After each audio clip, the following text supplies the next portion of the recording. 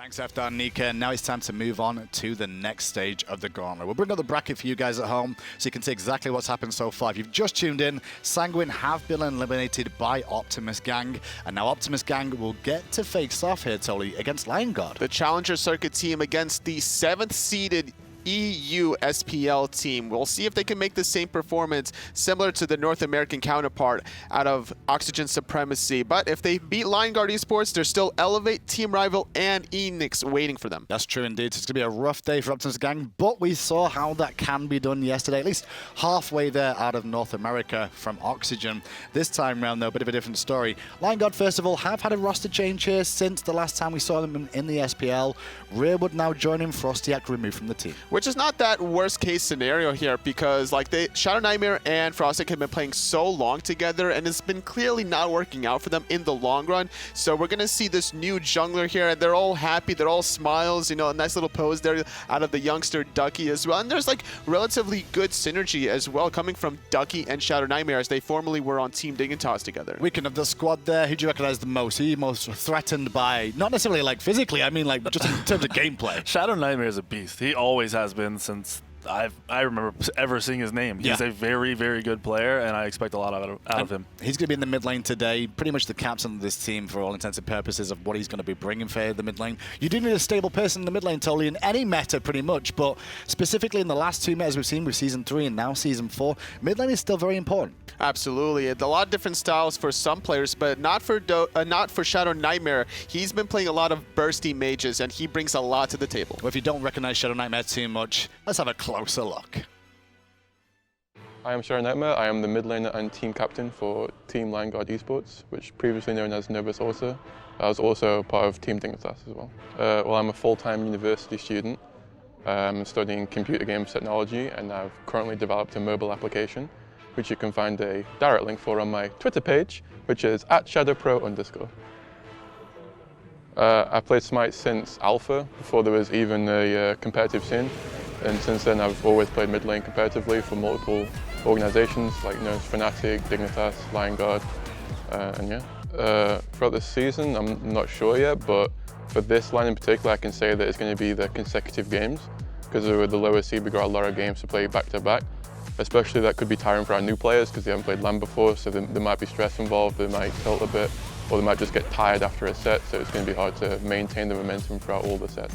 Obviously, as always, it is to make Worlds, hopefully get to the finals there and perform well live on stage for thousands of people.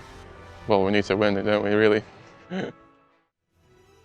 Well, there's a little look at ShadowNightmare for you guys at home. If you do know him from around the scene before, as he mentioned himself in the video, and even Weekend knows he's a good player in the mid lane. ShadowNightmare has always been on these teams, Tolly, that have done very well at the land when they've not been expected to do well. He's got the experience with playing in the online ladders that we used to do of those 10, 12-hour days that used to go on, and this could be another one of those. So he does have like the practice of doing this. The true test is on for every player here in the Gauntlet, but coming out of ShadowNightmare, he has the true mechanical skill. The question is, does he have the objective mindset and the communication necessary for so long to be able to synergize with this new roster, relatively new rather, for Season 4, you know, with the addition of Frezzyy and FleuryQ as well in that duel lane. And Frezzyy as well, you've seen him around for a while. Weekend's got a very, not necessarily unique playstyle, but an unusual playstyle from the support role that not many of them do have. Yeah, he's really, really aggressive, and with a team where you have someone like ShadowNightmare who can follow up and mechanically do the things that a lot of other people can't do, it'll be an exciting game. Well, ShadowNightmare's opposition in this game is going to be Tynz in the mid lane, who we saw last time round, had a pretty solid performance there. He's going to be careful of Frezzyy as well, because Frezzyy will wander a little bit and you can't get baited in, but Tynz after set 1 didn't do too bad, Tolly. He felt very confident on the Ra in the first game when he just hit that Ra snipe, no problem, and I wouldn't be surprised if he does it again. In the second game, he even ran the Uller, I believe it was, where he switches up the style. So heading into this second set for Optimus Gang, oh, a little sanguine trophies, that's what there. He's doing. Well, you got to keep your war trophy. You know, some people collect ears and noses, some people collect stickers of their opposition. We can collect subs. That's what you do, right? That's what it is, yeah. I knew it was. Here's a little look at Optimus Gang if you don't recognize them before. Have a little closer look at these boys. Most of them have been around the European scene for a while, either dabbling into the Pro League but not managing to consistently stay there, or always on the cusp of entering with the relegation teams? Well, the way they played in the last set, it wasn't too far away from SPL quality. So, but it's going to be against LionGuard Esports, who's collectively had quite a bit of experience. You know, Frezzyy in Season 3 Worlds with Obey Alliance, having a lot of leadership knowledge under his belt, playing aggressive like we all know him to be. Don't really know what to expect out of that dueling. Looking at Optimus Gang, though, here against LionGuard, it's going to be a bit more awkward, I feel, for Optimus Gang, because LionGuard are a little bit more established. Their picks and bans are a little bit more focused, where that's where Sanguine seem to, you know, struggle with actually defining the compositions. What are Optimus going to have to do here, Weekend? Honestly, I think LionGuard is going to have to throw this or have to be overconfident, because I think they expect to win, but they know that team is going to be coming off of a high. They just won a set. They probably didn't really expect to win. Sure. So if they can shut that down right away, I think that'll be good for LionGuard. And if Optimus can keep it up, just keep the energy going, then they could possibly cruise through. Well, we'll see what Optimus can do here, because warming up, we mentioned that yesterday, Oxygen did have the advantage of having warmed up on the stage, playing a couple of games, and teams coming in cold, that can hurt them. LionGuard have got to watch out for that. Do you think that in your set against Oxygen Supremacy, you guys coming in cold hurt you guys too much? Were you preparing for Oxygen, or were you preparing more for Noble? We were preparing for Oxygen. We kind of, after seeing their first set, knowing how well they had been playing, we expected to go into that. Being cold, though, on the other hand, it is a big factor. You don't realize it, and online it's a little bit different because everyone's cold, but them having that warm-up game, the energy that I was talking about, it's huge. Really helps him out there. And to see if it can help out Optimus Gang here up against LionGuard.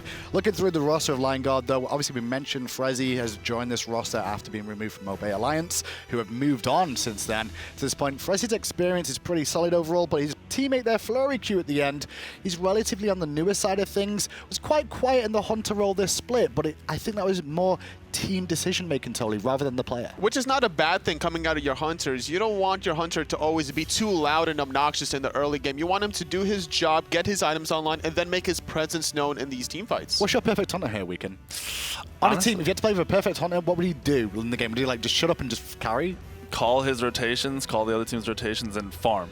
Come in the late game, carry me. That's it. Yep. Okay. Poor Oceans, man. Listen, I'm going to mess up the early game, but I need you to call the rotations and farm all day. Rough situation to be in from a jungle point of view. And going back to ShadowNightmare on that side as well, of LionGuard.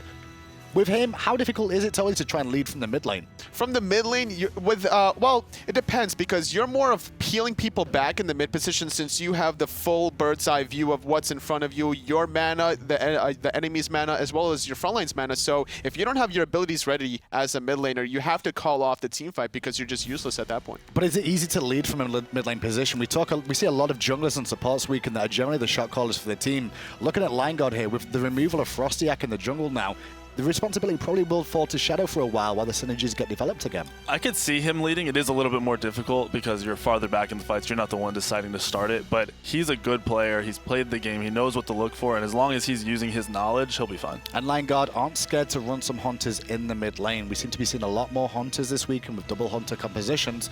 Not something that ShadowNightmare hasn't done before. He's done it plenty. We'll see if that's going to be the route that he takes. He has a lot of flexibility, but if it's going to be the same ShadowNightmare that we're used to seeing, he's going to prefer some of these mid-burst mages, such as the Poseidon, the Vulcans. He's even made a name for himself on the Kukulkan way back in the day when Frostyak used to run the Hogstun Nemesis. Yeah, the Kukulkan there for him is something that he could go to, but Poseidon and Kukulkan never really end up in the meta at the same time. No, they really don't. I would expect to see Poseidon more than anything. If he was going to reach out, I want to see a Hebo. Hebo? Yeah, because I remember him, and he can do some crazy stuff with that god. We'll see if we do see a Hebo today. We saw one yesterday, totally, with how the games went, so it wouldn't be surprising to see another one today now. Well, that was a jungle Habwa, and that was a very interesting one with the Blink 2, very aggressive style. There's so much damage in the mid to late game that comes out of that character. I would definitely like to see that on ShadowNightmare as well. Well, here we go. Picks and bans. LionGuard will be the first pick and get the opportunity to get something fancy for themselves if Optimus leave it available. Scotty, Cabrakan, obviously the two focal points after yesterday and already after the first set. We should see those banned. Absolutely. I can't expect that Optimus Gang would allow LionGuard to get either of these two gods, especially considering that you already played your first set. You showed that you're willing to pick both of these gods if available. So LionGuard recognizing this, they might ban out one and leave one other open so that they can first pick it. Weekend, for the fans at home, you've watched this last set with us as well, where we saw Optimus against Sanguine. If you look at Optimus now and you had to play them, who are you focused on target ban? Would you even target ban? Probably the jungler, but I mean, it seems like his god pool is probably pretty big if he goes from a Wheelix to Susano. You see they're banning Terra here. That's their priority. They're worried about that Terra. Seems to be the case, but Cabrakan has now slipped through totally. Will Lion Guard look for this one? Frostyak was one of the best Guardian junglers over in Europe for a long time. The Ymirs, the Cabrakans were his bread and butter, but now can we see Rearward, the new player, be able to play it? It might not necessarily even go to Rearward, though. It is a flex pick opportunity. Ducky can play it, as well as Frezzyy. Frezzy's been known to play these aggressive Guardians every now and then. Hercules comes to mind with the Sunder to start things off, so it wouldn't surprise me if that God selection goes to the support. Susano and Zeus combining for Optimus Gang. Pretty good pressure in the mid lane at the start of the game week if they do group up. Yeah, they'll have a lot of clear. They'll have a lot of team fight presence. It'll be a very strong duo from the mid lane. But it is Cabrakan, and if it is a Cabrakan jungle, that could be a spicy little mid lane encounter at the start of this game. It really could. If they don't try to let him push, if they try to cancel that Cabrakan push, it could be an early fight. See what happens with Lion Guard now. Got 2 pick opportunities here. So are we expecting like to focus towards a hunter and a jungler here, or are we expecting something unusual? Lion Guard are always the team that may pull out the unusual. I wouldn't be surprised if Lion Guard tries to look for ways to shut down the Zeus here. But specifically comes to mind as Thor, maybe even the Odin to shut down Susano as well without that the portal going through the wall. Well, with an Odin being looked at potentially from Tolly's point of view, they have already locked in Khepri here, which is 2 very good frontliners, and the Guardians, obviously Khepri will be more on the backside of things as Cabrakan's the one diving in, but they need to get some damage going for themselves. Otherwise, it's going to be tanks versus with how this is looking. That's why I'm expecting a bursty composition out of ShadowNightmare, but right as I say That's that, not going burst, is it? into the Zhong, it's a lot of damage over time, but you have to get the items available to you to get benefit from this selection. Not really their style. What are you thinking? The sustained damage out of the team comp is scary, but Zhong keeps failing. I can't get behind it. Well, he's got to, listen, he's got to revive this time, right? Like, he's got a Khepri on his squad, so surely Zhong can get enough damage off over 2 life bars to get enough to bring down Optimus Gang. Problem is, he's going to run very deep against the Zeus with the chain lightnings and the slows. It's going to make it very awkward for him. It's going to be very difficult to run into a Zeus ultimate as a Zhong. Now, granted, you do have that Khepri ultimate like you mentioned before, but you don't want to have your mid-mage to be the one leading the charge. Over to Lion Guard for the counter bans now. Obviously, we're going to have to see some Hunter bans coming out here. Optimus Gang focusing towards the jungle option here. They've not really sold that Cabrakan is in the jungle, Tully. You might be onto something there. Cabrakan's still up in the air as to where it's going to go, and with this so big ban off the table, it leads me to believe that Lion Guard don't necessarily care about Guardians, which means that they're going to lean for maybe a Warrior. What do you want to see the last couple of picks here, Weekend? I'm not so worried about what they're picking. I just like that Optimus is trying to protect that Zeus. I like that they're really looking to protect that Zeus. Took out the Thor, and they really don't want him to get dove. So what's the main thing that you need to do for the Zeus now? Obviously, you got Susano and Fafnir. What else would you be looking to draft? Is it more peel right now, or do you need another damage dealer to join you? You could look at picking up a Hunter who could do the damage while they try to focus the Zeus, or you could look at a Hunter you want to sit right next to your Zeus, protect him, kill any front lines that dive, and just take him out. Well, with Medusa off the table and Scotty, they're going to elect for the Rama there. Good choice for you, Mew. I like the Rama. I mean, he's just going to sit there destroying whoever's in front of him. I would have expected a Hui, honestly, with this kind of composition between Zeus and Fafnir having such great area control that Hui would synergize even more with that. But either way, yeah, with the Fafnir, Rama is going to get off to a great start. And Rama's wave clear in the early game is just a little bit better than Hui's as well. So if it is a lane control fight, that's where you see the Rama. And that's also why you see FleuryQ go to the Neith that he's played a lot so far this season. We don't see too much Neith lately, though. You really don't, especially if this Rama is going to be able to go up in his ult while Zhong is running around on the ground, and you're going to have Neith, who's going to be great at early picking, but team fight-wise is not the best option. Very good point to mention as well that Zhong, you know, he's going to have to deal with all these escapes that Optimus Gang have drafted here. Rama to the sky, Fafnir can ult and leap away, and Susano has got plenty of mobility to get out of this ultimate range, Tolly. A lot of mobility with that passive, being able to initiate with a third ability into the pull. It's going to be easy pickings for the Zhong, especially before he hits level 5 to be able to do the true damage potential out of this character. You can see ShadowNightmare typing away there. He's probably whispering Optimus Gang if he's going to be playing the Zhong, saying, please don't run from me, just stand still. Camazotz, though, today, not something we've seen so far. Now, is that solo Camazotz? Can he be running the jungle well weekend in the competitive game? It can be run. They have a huge flex, so it might be based on that Chaac pick. That might decide where they go. What if this is Camazotz support? Or Camazotz mid? Okay, let's calm it down. See, even Weekend's out there going, I just see aggro in the background as well going, what? Well, we got a Chaac at the end, so F-Dot will be happy as well. Final words, Weekend, who's got it on comps? I like the Optimus Games comps. honestly. Gotta go. What about you, Tully? I got to give it to Optimus Gang. I just don't see how Lion Guard can really win these team fights in the later stages. It's composition versus an established team in Lion Guard. We're going to head over to Aggro and Taco to bring us this best of 3. What? F-Dot, no, just because it's Chaac doesn't mean you get to cast. You casted the last one. I'm casting this one with Taco. It's Lion Guard up against Optimus Gang. And we see a Chaac for the first time here. I know F-Dot is excited, but I'm really looking at this Camazotz selection. Do you think that is going to solo, or would you expect Rearward to take it into the jungle? Camazotz, I would imagine, would be more fitting towards Rearward's playstyle. It wouldn't surprise me, though, if Ducky tried to opt for that assassin style of gameplay. It could be a potential pocket pick for him, but more importantly, I just like the Daddy Rain coming out. Of course, and Lion Guard is we're used to seeing these kind of different strategies from them early on here in Season 4. We saw ShadowNightmare playing Artemis in the mid lane. You know they aren't too concerned with trying out new things and seeing how it plays. Well, they've got a challenge up against Optimus Gang, who they may not have been expecting to see, but the Challenger Cup team taking down another SPL team. I mean, Challenger Cup teams they're just been killing it all weekend long. Apparently, CC's raising, the next next generation of SPL level teams. Seriously. Either way, it is going to be Rearward in the jungle on this Camazotz. FleuryQ, as they mentioned on the desk, this Neith that we don't really see quite as often, I think it can synergize well with Lion Guard's draft just because that solo lane Cabrakan is going to have a lot of lockdown. And that's what we usually see from Neith, is just World Weavers either into the mid lane or all the way over into that solo lane to try and get some easy kills in lane. Neith, sure, she can provide that global pressure with her ultimate to try and have that ultimate set up for the Zhong, but the issue you encounter with a Neith in comparison to Optimus' draft, where's the late game damage? It's true. They really don't have a whole lot of that present. Zhong does bring good damage in the late game, a surprising amount of burst now, especially after his recent buffs, but you're right, it can be difficult to lock down that mobile draft that Optimus Gang has gone for. But I love the synergy between Frezzyy and ShadowNightmare's picks. The Scarab's Blessing on top of Zhong when he's releasing that bag of demons. What do you do except run away? You can't kill him because then he just revives and he's good to go. It's really, really strong draft, I think, coming out of Lion Guard.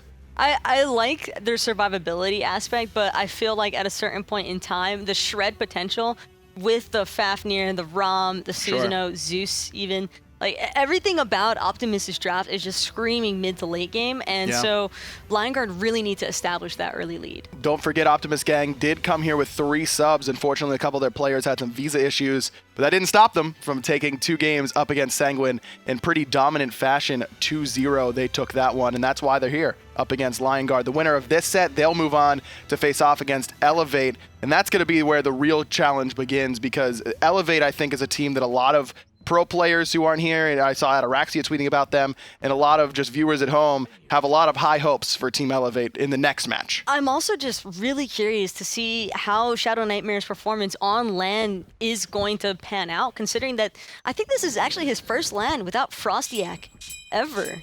And I think you're right, because, I mean, ShadowNightmare and Frostyak played together for what seemed like an eternity. They were always together, and then pretty suddenly, towards the end part of Season 4 here as well, during the spring split, they decided to part ways, and Rearward joined up. Rearward has looked pretty good. Jungling for a new team can bring a lot of different challenges, but he's looked pretty solid in a short time.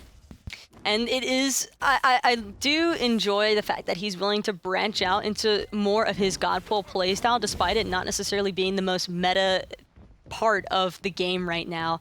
Picking Camazotz can be a little bit risky. Well, they're trying to make something risky happen up against Optimus Gang's jungle. 4 people here on the enemy speed buff, and ShadowNightmare is just playing zone duty right now. Tynz going to try and steal that away, but did not do so successfully. So Rearward, with that Camazotz, immediately steals away the enemy speed buff. And this is what you expect when you've got Cabrakan in the solo lane. You immediately expect to have some early pressure. I'm really looking at ShadowNightmare here to lead his team with his veteran knowledge from participating in so many LAN events and just really having an overall perception of how the SPL plays out. And because of that, I think that's what's ultimately going to potentially give Lion Guard the upper hand. And Hindu mentioned it on the desk. I mean, he's been a part of teams that really do well at LAN. It hasn't been just him coming to LAN and then exiting early. Has some excellent performances early on. FleuryQ just able to backflip out of that rolling assault from Cosmic and Hoek, who managed to steal away both buffs on that left-hand side. But that looks like the red buff may have been taken earlier by Cosmic, I assume, because no one from Lion Guard picked it up. So both buffs being traded out, but we had this discussion yesterday, I think, Taco. The right side buffs tend to be worth a little bit more in the early game just because of the buff it provides you. And not only that, but you also have the fire elementals, which are really important to just lock down because those are going to be up a lot sooner than those jungle camps, and making sure that you have the cooldown timer on those is really important. And that's exactly what we see a lot of these pressure solo laners picked for. Osiris has really come back into the meta pretty heavily, and a big reason why is because of how valuable those fire elementals can be. Chaac is also certainly fits that bill in terms of pressure solo laners, but we haven't seen quite as much of him. Why is that? I think it's just because a matter of preference. Chaac is one of those guys who's regarded as somebody who can do a ton of damage and win the laning phase, but when it gets to the later points of time with team fights, he's just that giant silence god. And if you just have somebody silencing an entire team, sure, there's like a brief knockout period, but it's not necessarily the kind of CC you're looking for. Well, you said you were looking at ShadowNightmare to lead Lion Guard. For me, I'm looking in that solo lane up against that Chaac. Ducky on the Cabrakan, a young kid who's still trying to find his footing in the SPL during the overall arc of it during the course of the season, but he absolutely killed it last time he was here at LAN with this team, so I'm really excited to see how he can do. And when you get to first pick your god in the solo lane and feel that confident with it, you really expect him to be set up for success. And I also absolutely love Ducky's capabilities as well, because had they opted to flex pick that, I am more than confident that Ducky could have easily picked up a different god to suit Lion Guard's draft. This could turn into a Ducky sort of meta. The god that he really made his name on last season was that Osiris, and that was not when Osiris was a prevalent pick like he is now, but when Cabrakan's open, you pick Cabrakan. That's pretty much how the formula goes, at least in terms of that Guardian. Teleport in here to the top right Harpies, and Sibi immediately going to get abducted back. And there's the Book of Demons and the World Weaver. It's blocked, but ShadowNightmare still picks up the first blood. There's the transformation from Hoek as he turns his attention back to ShadowNightmare. Gorgonzolla dashes forward, but Hoek is forced to jump out of danger. 1-for-0 Lion Guard claim the first blood. And that's just that moment of time where you're teleporting, not really recognizing that there's 4 people waiting for you when you land. Yeah, that was a little bit ill-advised. Luckily, Hoek is able to jump out of danger there. Gorgonzolla tries to secure his own speed buff, and it looks like he was not able to do so. Rearward and Ducky combined to steal away the second speed buff of the game early on up against Gorgonzolla, who had a phenomenal game on the Susano. Just last time we saw him up against Sanguine Esports, this time not off to as good of a start as he was. And that is also a rather unfortunate point in time, because Camazotz is actually a guy that you would expect to struggle a lot more than a Susano at this early stage of the game. So when do we see Camazotz start to really excel then, if this is not where we expect him to do well? Well, depending on how you're choosing to level the god, and speaking of leveling, this looks like a pretty free Gold Fury. Nobody from Lion Guard even expected it. Really smart play here from Optimus Gang. The Oracles were up, and Lion Guard said, yeah, you can take those. Oh, wait, you meant the Gold Fury too. We didn't mean to give that one up. Regardless, that puts the gold lead back in Optimus Gang's favor, ever so slightly, right around 300 gold. But it's more about just wiping out that first blood bounty that went Lion Guard's way. Tynz needs to be careful now in this mid lane, though, because without a Zeus ultimate available, that leaves Lion Guard with the option to try and dive him, especially considering they have the Khepri and Neith ultimates as well. But I don't know if Lion Guard know that Lightning Storm's on cooldown. I mean, I don't even know if they know the Gold Fury's down at this stage. They don't have any wards over there. FleuryQ might be the one to realize it and communicate that to his team. Now they might be able to assume that Zeus doesn't have ultimate, but you can never really be too sure, because if you make the call and then he drops the ult in the team fight, that's always some of the most awkward times in the communications. I do feel as though a lot of pro players would probably recognize, for it to be bursted as quickly as it was, a Zeus ultimate typically needs to come into play. So I wouldn't be surprised to see them playing more aggressively. FleuryQ force uses purification beads. No Typhoon coming from Gorgonzolla, even with those purification beads being on cooldown now, as Tynz gets rooted in the mid lane by Frezzyy. No ultimate coming out of FleuryQ though to try and follow up on that damage. Frezzyy playing this Khepri, we always see him on the aggressive Guardians, the aggressive Warriors, the Hercules support with the Sunder, all that kind of good stuff. But he also does play a lot of Khepri. This is a god that he's pretty comfortable on, and it's a completely different style for him. And speaking of comfortable, Gorgonzolla comfortably walking into this mid lane, looking for the pull onto ShadowNightmare, and it's good. There's a Typhoon as well. ShadowNightmare decides to just go in onto Tynz. Scarab's Blessing is on top of him. World Weaver cleans it up for FleuryQ, but now ShadowNightmare is locked in into Ducky's ultimate, but he's going to pick up Gorgonzolla before he falls to Cosmic. Hoek just barely up and over the wall. Going to try and back there sneakily. Sibi hits 3 with that ultimate. Cosmic 1 HP, and Frezzy's going to be able to get the last hit with that Rising Dawn. 3 for 1. ShadowNightmare the only one to fall, and immediately Lion Guard turn their attention to not only the red buff of the enemy, but the speed buff as well. And that's just an engagement that Optimus Gang probably should not be taking. Sure, you get the pick on the ShadowNightmare, but at the expense of your entire jungle, aside from your purple buff, and the fight, the XP overall is just going so in favor of Lion Guard. Yeah, not so much in terms of the gold, but the XP certainly starting to make a difference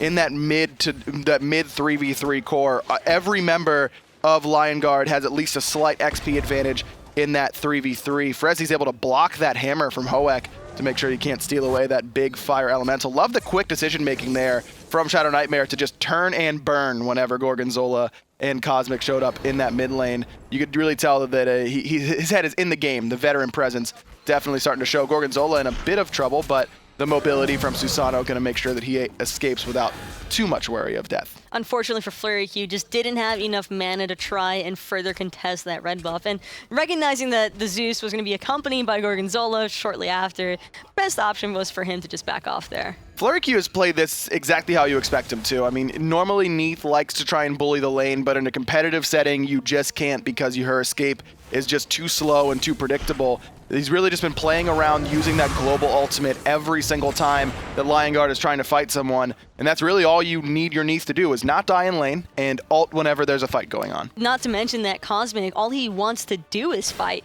Opting for the Ickful immediately after picking up Warrior Tabi means that he's definitely trying to take up these 1v1 boxing engagements with FleuryQ. But if FleuryQ just keeps hugging that tower line, there's really not a lot Cosmic can do about it. It looks like Cosmic may be going for more attack speed here in the Fatalis, I would assume this is going into. Do you like a Fatalis this early on without any additional power after the boots? He wants the chase down potential because at this point in time, if he's purely against the Neith, then sure, he can get away with it. But I think ultimately in the long run, it's just going to hurt him because of how tanky Lion Guard's draft already is. Optimus Gang continues to put some pressure onto FleuryQ, but again, I think Lion Guard's okay with this plan. They really just want FleuryQ to hang out in lane, sit underneath that tower, and throw out those World Weavers. There's really been no pressure onto Ducky whatsoever, despite going up against this Chaac in lane. And that's what makes Cabrakan so potent, is even against the best clearing warriors in the game, Cabrakan can really hold his own in that right. Just got to ground pound and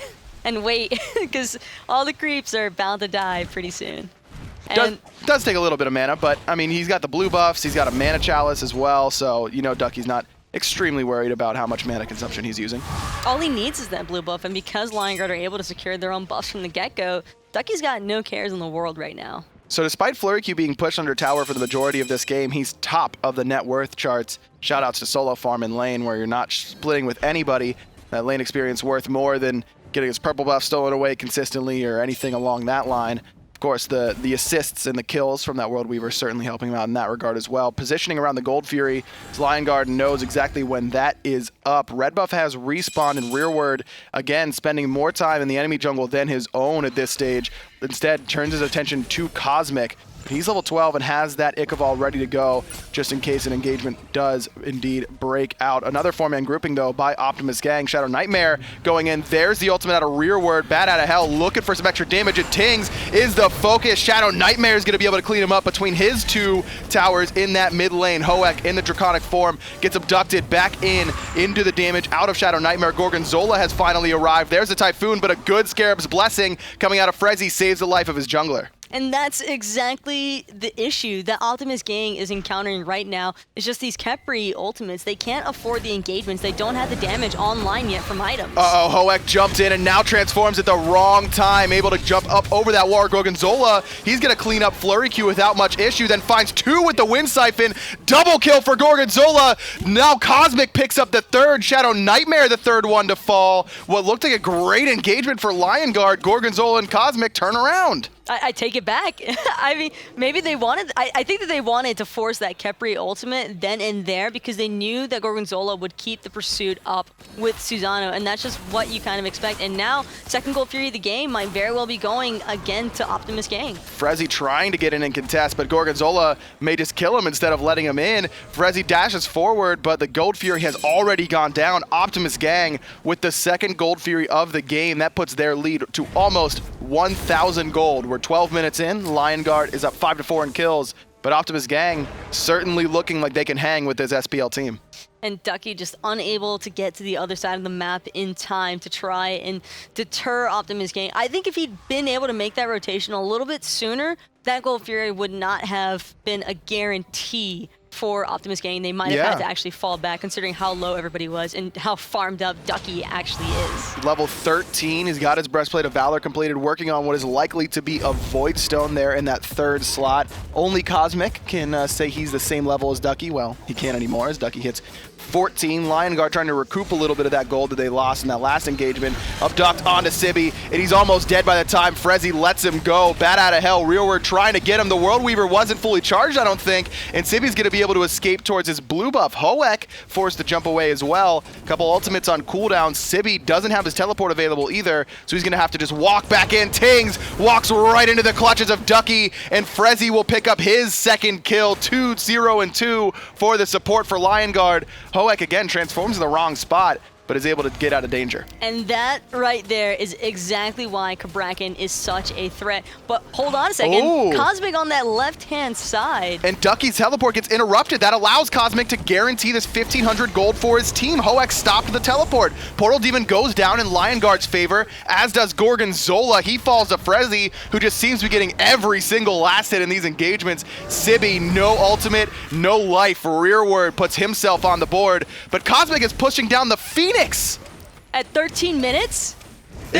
I don't know. I don't know. He just doesn't have any power. He just doesn't have any power in that build with that Ichaival Fatalis combination. But that penetration between the two certainly helped him take both towers in the left-hand side and nearly the Phoenix.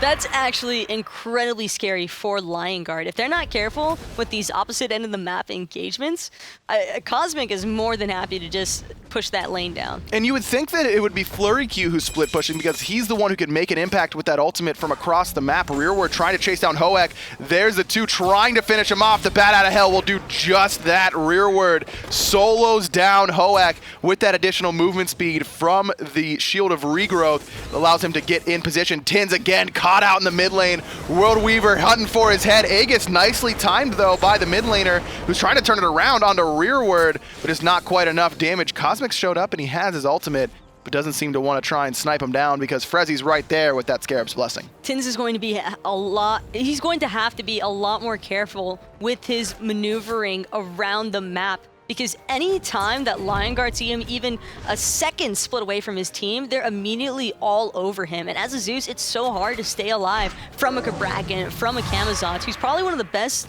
assassins for chasing somebody down. Yeah, that ultimate, you can't hit him, you can't peel him. It's really, it's difficult to juke as well, so that's one of the things Camazotz certainly excels at. Though, on that note, Tynz's build is centered around just surviving. He's got a lot of raw HP from that Winged Blade. It also gets him out of the slows from Rearward, from ShadowNightmare, from FleuryQ as well, Ducky. So you got a lot of options there to get out of some CC coming out of Lion Guard. And then the Dynasty Plate Helm as well, giving him some protection from both Rearward and FleuryQ. Despite that, though, he's already got 3 deaths, and we're only about 15 minutes in. And 3 deaths for a Zeus this early on, giving even the slightest lead to a Zhong. We might finally see a success. Could be 3, 2, and 3 right now for ShadowNightmare. He's third on his team in player damage as we check in right now. And he's gone for this early Gem of Isolation, so his damage probably a little bit lacking earlier on just because he's going for a little bit more of an expensive item, a bit more utility in this build. But now that he's completed the Gem of Isolation and gotten that 90 power, I think we can start to see his damage start to skyrocket a little bit more. And right now, you can tell that Lion Guard just want to try and find a pick in the mid lane to potentially push down that T1 tower. Look at the damage that Rearward is putting out already. This is the time where Camazotz starts to really start to swing because he's got his 1 and his 2 maxed out, and that's a lot of poke damage. The problem is none of it's guaranteed. You gotta hit that skill shot. ShadowNightmare gonna take a lot of that damage off of the stun from Hoek. Rearward forced up into the ultimate because he got a little bit too greedy with his positioning, trying to get some poke of his own. But again, it's Camazotz. He can recoup some of that health pretty easily. But that's a really big win for Optimus Gang because that Camazotz ultimate was part of the combination for the lockdown potential onto the Zeus. But he doesn't have any CD. He has 20% CDR with that Shield of Regrow, so that's good for them. Cosmic, he eats the World Weaver. ShadowNightmare goes deep into the enemy backline, but Gorgonzolla immediately picks him up. No Scarab's Blessing coming out from Frezzyy. The snipes from Cosmic are good, but it doesn't save his life. Ducky cleans up 2 right there. Cosmic and Gorgonzola both fall to the hand of the solo laner for Lion Guard. 2 for 1. ShadowNightmare seems to always be that one whenever Lion Guard's trading, but either way, they've come out on top yet again. And I'm sure ShadowNightmare is more than happy to take that trade because as a Zhong, he's going to just keep being tanky no matter what. So as long as he survives long enough for his team to put out enough damage to where they can pick up 1, 2, 3 trades per death, that's more than worth it. The blink Zhong, that's what that initiation kind of came out of nowhere, and I think that's why the blink coming out of ShadowNightmare, getting him immediately into Tynz's face with that ultimate, but just a little bit too far forward to the rest of this team. Couldn't really help him out. Rearward forced to use the purification beads. That's another defensive option, just like we saw him be forced to burn that ult earlier on in mid lane. This time it's the purification beads, just trying to get a little bit too much poke off in risky situations, I think.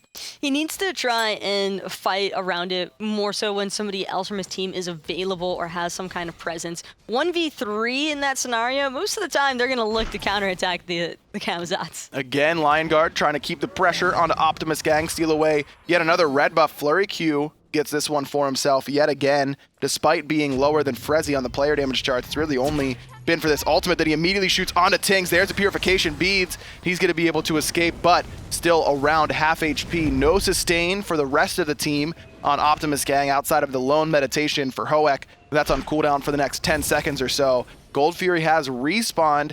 Lion Guard looks to try and take their first of the game. And Tynz has had to be so careful with his actives in this entire game, ensuring that at least one of them is available anytime that Lion Guard tried to commit to him. Sibi takes a lot of damage and has to use his ultimate. There's the abduct onto Hoek, who's not even going to try and get into that draconic form as Rearward picks him up without much issue. ShadowNightmare looks like he blinked into the backline and actually picks up Tynz. The ghosts followed him for that long. ShadowNightmare turned and walked away because he's a cool guy. Cool guys, they don't look at explosions. Cosmic is not able to seal away the Gold Fury as Lion Guard get one of their own and push their lead up above right to 3,000 gold. But at least Gorgonzola got the speed buff. That's all that matters. Ducky's looking for the rundown though. Ducky has his ultimate and the Sunder as well, so that could be a death, even 1v1 in that scenario. Portal Demon once more. Lion Guard trying to open up onto this objective, and Frezzyy just going to zone Sibi away and guarantee more gold for him and his team. Ducky's waiting for Sibi on the other end. There's the Sunder and the ultimate. Sibi locked in. Rearward can't find the ult, but then goes up into one of his own, trying to get the damage onto the soul laner. Gorgonzola teleports in and immediately forced to use his purification. Finds a wind siphon onto FleuryQ. Not enough damage. Big lightning storm that cuts off the escape, but a better Scarab's Blessing from Frezzyy saves life of Rearward. FleuryQ makes Sibi pay. Lion Guard starting to take this fight hand over fist. And Khepri's making all the difference here as Hoek finds himself low again, having to jump out, but Ducky, no Scarab's Blessing for you. ShadowNightmare, he's in the middle of 4 members trying to trade himself out for Hoek, but you can see him on the camera shake his head. He knew that's not where he should have been. What looked like a good fight for Lion Guard. Again, Optimus Gang turn around. There's a Typhoon onto FleuryQ. Rearward gonna fall to Cosmic. FleuryQ nowhere to go. Gorgonzola stands and watches as Cosmic cleans up the Hunter for Lion Guard. Frezzyy, the only one still standing. Tier 1 tower falls. Frezzyy with a cheeky little Rising Dawn tried to pick up Cosmic, who's literally 1 HP at this stage, but instead it's this tier 2 tower likely to fall down as well. Another 1,500 gold in favor of Frezzyy now coming in. Hoek gets hit with that dot, but it's not going to be enough damage, and Cosmic cleans up the deicide there. Frezzyy throws away his life for nothing. And just like that, the lead is completely even again between these two teams, and Optimus Gang actually find themselves a few hundred gold ahead. Unbelievable. Lion Guard looked like they were in control. Every team fight was starting to go their way, and then that one just... What happened in that team fight that allowed Optimus Gang to come back? Rama. That's exactly it. It's starting. He's at that point in the game now. He's got the Ickful, the Fatalis, and the Chin Size online, which I wouldn't have ideally looked for a Fatalis immediately after the Ickful, but if it works, it works. And having that combined with the Chin Size is helping him stick to this tanky front line of Lion Guard, in that he's dealing so much damage now. He completely shredded every single member of that team. A lot of kite ability as well with that build. Going to be able to get in and out of the damage range of ShadowNightmare. Zhong certainly not one of the longer range mages. Really does need to be up in your face to do the majority of his damage. So that build working out for Cosmic right now. He's third on his team in player damage. Tynz, despite the heavy focus from Lion Guard, number 2 on the team. Rearward for this unconventional Camazotz pick. It certainly worked out just in terms of raw damage. He's top of the charts. But that might be the issue here, is that Lion Guard's composition, while great at that early point in time, might start falling apart a little bit here now that the later stages of the game are happening. Well, right now, Optimus Gang, they're down 4 kills, but up a slight amount of gold. The XP has normalized. It looks like Gorgonzolla has got a little bit of a lead. Yeah, no difference whatsoever. For all intents and purposes, 281 experience is 0 in terms of any lead. Gorgonzolla, he's split pushing down the mid right now. We saw Cosmic do this earlier, but now Cosmic's there to try and help with the team fight. But the objective, there's none to take except for the Fire Giant. Lion Guard, no, they can't just start that willy-nilly. And already forcing Rearward to back on this Camazotz to try and defend that mid lane Phoenix. That could also be another shining light for Optimus Gang, is their split push aspect. They've been doing an excellent job at separating Lion Guard in that respect. Yeah, Lion Guard, despite being the lead for the majority of this game, they're significantly behind in terms of towers. Ducky continuing to push forward. There's the ultimate onto Cosmic, and his purification beads are used in response. Ducky finds the Sunder, and Cosmic has to use the Aegis. That's a win for Lion Guard. That Aegis on a longer cooldown than that of the Sunder. Meanwhile, Gorgonzolla, again, committing to that split push in the mid lane. Sibi trying to make sure no one can back, but Rearward does get back. ShadowNightmare opens up that bag of demons, I think. Sounds like it, and he did. Hoek up into that Draconic form. Nice Lightning Storm, though, coming out of Tynz. Cosmic 1 HP is just able to get away. Sibi chasing him down. The Scarab's Blessing revives him, but it's not enough. ShadowNightmare finds Cosmic, and a double kill coming out for Sibi. Ducky responds onto Tynz. FleuryQ running away, but gets chased down by Gorgonzolla. It's only Rearward and Ducky left to try and fight. Up into the ultimate goes Rearward, but not enough damage coming out of this Camazotz. There's the ultimate out of Sibi as well, but locked underneath the tower. Ducky turns it around onto Gorgonzolla. 1 HP is this Cabrakan, but he's juking in the minions, and Optimus Gang can't clean him up. And oh my god, Rearward just non-stop. He's still going at it with Sibi. The heals are too strong out of this Camazotz. That Shield of Regrowth giving him that CDR and that movement speed as well whenever he heals himself. In fact, Rearward wants to continue this 1v1. He said, Sibi, this is fun, man. Let's keep it going. Either way, Optimus Gang and Lion Guard trade pretty evenly there across the board, despite Gorgonzolla forcing Rearward to back pretty early on in that engagement. That's just one of those instances where you keep looking at somebody who's so low for entirely too long, but you just can't kill them. And Cabrakan, very similar to Hercules, he just never seems to die. He's unkillable. That's the passive, I think, is one thing that really gets overlooked in terms of what Cabrakan can do. And the fact that he just takes reduced damage, he just takes less damage than anybody else in the game with that passive. That means he's going to be tankier than you expect every single time you try and commit to him. I still don't think that he should have survived in that moment in time, but cooldowns just being unavailable to Sibi on that Chaac, and same could be said for the entirety of Optimus Gang. I mean, losing out on that 3v2, but Cosmic, he's got other plans in mind. Who needs lifesteal when you just do enough damage to the Gold Fury? When you aren't under pressure, it makes it a lot easier. Optimus Gang secure that Gold Fury. Really, Cosmic secures that Gold Fury for Optimus Gang, not any other way. Sibi's going to get stunned out here by Ducky. Rearward up there as well, trying to put some damage into this Chaac. But now he has a shield of regrowth of his own, working on a little bit of extra physical protection. Portal Demon goes the way of Lion Guard without too much hustle from Optimus Gang, because they were okay with trading this Portal Demon for the Gold Fury.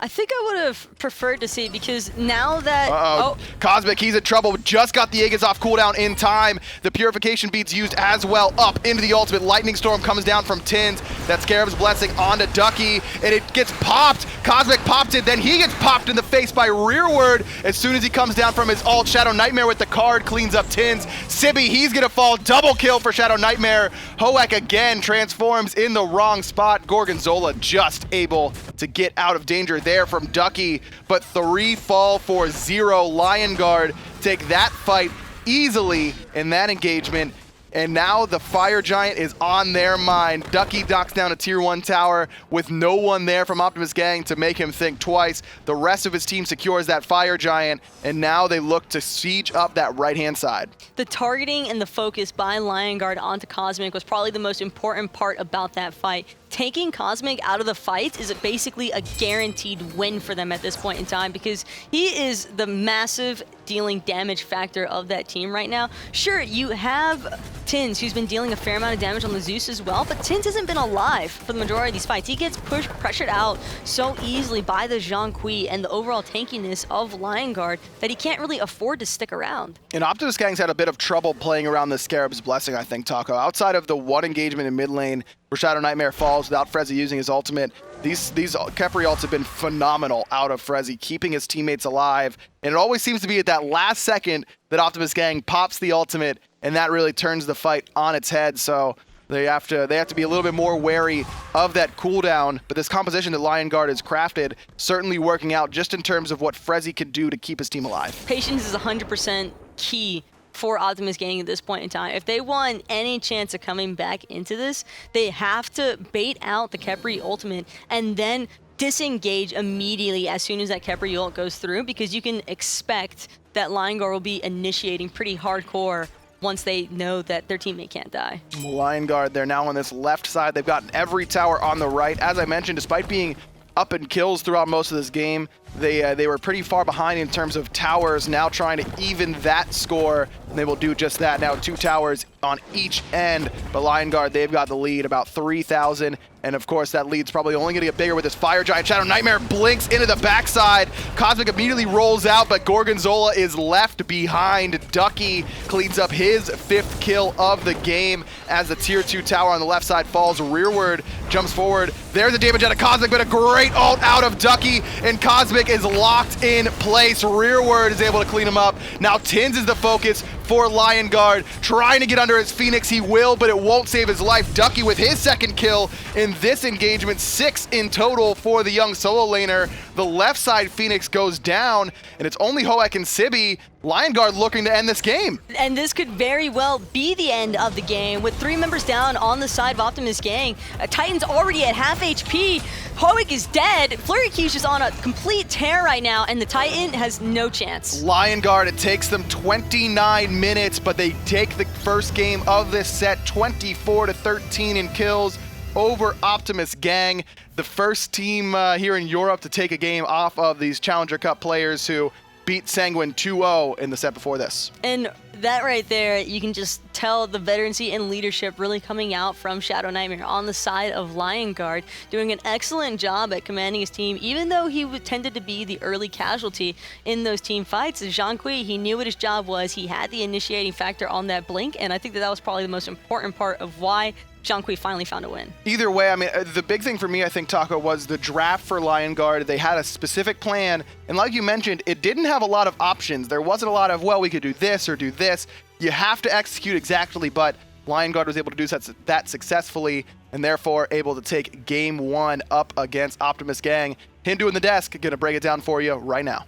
Well, like Aggro and Taco were just saying there, you can see exactly what went on. They didn't have much of a game plan. You expected Optimus Gang to do well with their composition here weekend, but the Zhong and Khepri combo just seemed to work out so well. And coming in with the Cabrakan, I think the Guardians really controlled that whole game. Frezzyy played it perfectly, keeping Zhong alive, keeping Zhong in the fights with no health, and him able to do that full damage ult. It was really big. And you mentioned as well, Tolly, like Frezzyy, most of the time we used to be an aggressive god, slightly out of position, things like that. But for the most part, this game, playing the Khepri, you got to be more backline, different play style. Different style, and it's a great idea for Season 4 to change things up. Season 3, playing more aggressive. Even in the beginning of Season 4, going for the Hercules, but in land when things matter for the Gauntlet, trying to get into the next opponent here up against Elevate, they need to be able to bring up these styles so that teams won't be able to counterban them. You can't be a one-trick pony at this stage. Well, that one trick that they actually played in that game was all about the Zhong keeping him alive and protecting the front line to allow him to get the damage off. ShadowNightmare, not a bad performance. He did go for the damage build here weekend, but is that really doom and gloom? It seemed to work out perfectly with the Khepri. He literally played it perfect to the T. He ended up building health later so he could survive a little bit longer, and the fact that Frezzyy was doing the exact job he needed,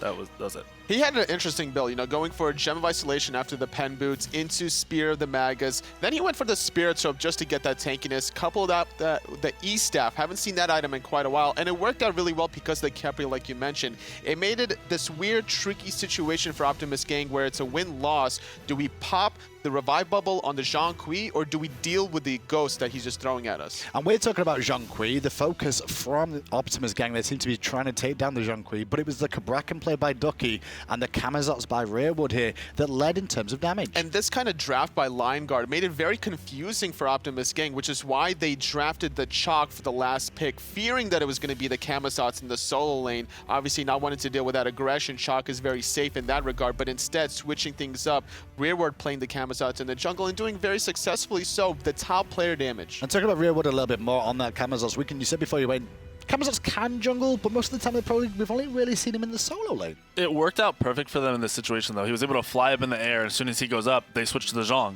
which they obviously planned for. They had every Khepri ult for that Zhong. Sure. He drops on the ground. All their damage is already put into Zhong. He's able to go full in. He was top damage for, I think, almost the whole game. It worked out well because it was kind of an all-in strategy coming out of Lion Guard Esports. You have the control already between your Neith, your Khepri, and your Cabrakan, so that allows you to go for this damage-oriented jungler. And whenever you have that global pressure from the Neith on FleuryQ, he was able to help get those early to mid-game kills. Let's have a look at those stats just to see how close this one was, because at times in this game it was a close encounter between the two. Gorgonzolla for me on the Susano play. Fantastic performance again, Weekend. You've been keeping an eye on him yourself today. Yeah, he's been doing a really good job today. You can tell it's kind of the team not really blending is when he falls apart a little bit, but individually he is doing great. Yeah, post-game stats on your screen now. Apologies for the delay on that, and here's a little look at how it all broke down. And we're seeing a lot of just damage overall from both of these teams, but Lion Guard getting the better end of here. Also a lot more damage mitigated, just going for this more tankier option because of the Zhong, because of the Rising Dawn coming out of the Khepri.